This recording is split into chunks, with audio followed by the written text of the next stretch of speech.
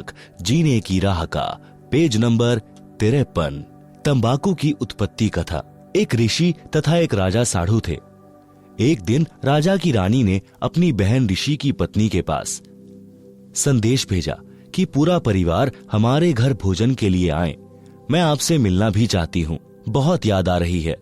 अपनी बहन का संदेश ऋषि की पत्नी ने अपने पति से साझा किया तो ऋषि जी ने कहा कि साढ़ू से दोस्ती अच्छी नहीं होती।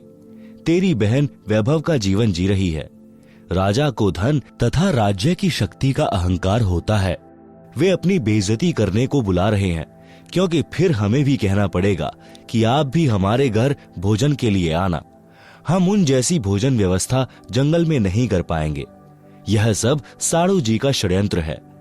आपके सामने अपने को महान तथा मुझे गरीब सिद्ध करना चाहता है। आप यह विचार त्याग दें, हमारे न जाने में हित है। परंतु ऋषि की पत्नी नहीं मानी। ऋषि तथा पत्नी व परिवार राजा का मेहमान बनकर चला गया। रानी ने बहुमूल्य आभूषण पहने थे, बहुमूल्य वस्त्र पहने हुए थे। ऋषि की पत्नी के गले में राम नाम जपने वाली माला तथा सामान्य वस्त्र साध्वी वाले, जिसे देखकर दरबार के कर्मचारी अधिकारी मुस्कुरा रहे थे कि यह है राजा का साढ़ू। कहां राजा भोज, कहां गंगू तेली। यह चर्चा ऋषि परिवार सुन रहा था। भोजन करने के पश्चात ऋषि की पत्नी ने कहा कि आप हमारे यहां भी इस दिन भोजन करने आइएगा। निश्चित दिन को राजा हजारों सैनिक लेकर सपरिवार साढ़ू ऋषि जी की कुटी पर पहुंच गया। ऋषि जी ने स्वर्गलोक के राजा इंद्र से निवेदन करके एक कामधेनु यानी सर्व कामना यानी इच्छा पूर्ति करने वाली गाय, जिसकी उपस्थिति में खाने को किसी पदार्थ की कामना करने से मिल जाता है, यह पौराणिक मान्यता है, मांगी। उसके बदले में ऋषि जी ने अपने पुण्य कर्म संकल्प किए थे। इंद्रदेव ने एक कामधेनु तथा एक लंबा चौड़ा तंबू यानी टेंट भेजा और कुछ सेवादार भी भेजे। टेंट के अंदर गाय को छोड़ दिया। ऋषि परिवार ने गौ माता की आरती उतारी, अपनी मनोकामना बताई। उसी समय 56 प्रकार के भोग चांदी की परातों, टोकनियों, कड़ाहों में स्वर्ग से आए और टेंट में रखे जाने लगे। लड्डू, जलेबी, कचौरी, दही बड़े, हलवा, खीर, दाल, रोटी यानी मांडे तथा पूरी, बूंदी, बर्फी, रसगुल्ले आदि आदि से आधा एकड़ का टेंट भर गया। ऋषि जी ने राजा से कहा कि भोजन जीमो। राजा ने बेइज्जती करने के लिए कहा कि मेरी सेना भी साथ में भोजन खाएगी, घोड़ों को भी चारा खिलाना है। ऋषि जी ने कहा कि प्रभु कृपा से सब व्यवस्था हो जाएगी, पहले आप तथा सेना भोजन करें। राजा उठकर भोजन करने वाले स्थान पर गया। वहां भी सुंदर कपड़े बिछे थे।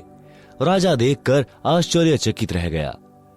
फिर चांदी की थालियों में भिन्न भिन्न प्रकार के भोजन ला लाकर सेवादार रखने लगे। अन्न देव की स्तुति करके ऋषि जी ने भोजन करने की प्रार्थना की।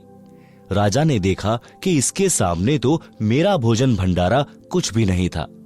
मैंने तो केवल ऋषि परिवार को ही भोजन कराया था, वह भी 3-4 पदार्थ बनाए थे। राजा शर्म के मारे पानी पानी हो गया। खाना खाते वक्त बहुत परेशान था। ईर्ष्या की आग धधकने लगी। बेइज्जती मान ली। सर्व सैनिक खाएं और सराहें। राजा का रक्त जल रहा था। अपने टेंट में जाकर ऋषि को बुलाया और पूछा कि यह भोजन जंगल में कैसे बनाया। न कोई कड़ाही चल रही है, न कोई चूल्हा जल रहा है।